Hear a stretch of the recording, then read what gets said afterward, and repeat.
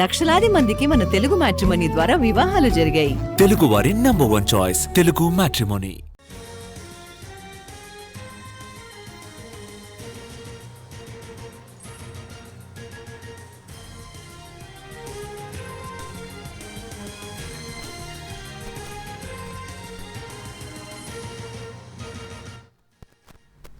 ఇవాల్టి నుంచి ఏపీలో గ్రూప్ 1 పరీక్షలు ప్రారంభం కానున్నాయి. మొత్తం 89 పోస్టులకు గాను 4496 అభ్యర్థులు పరీక్షలు రాయనున్నారు.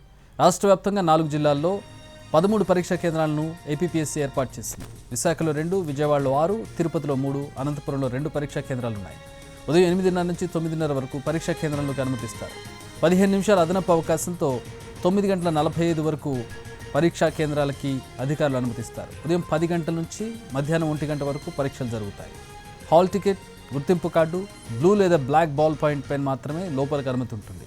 ఎటువంటి ఎలక్ట్రానిక్ పరికరాలు పరీక్షా కేంద్రాలకు అనుమతి లేదు.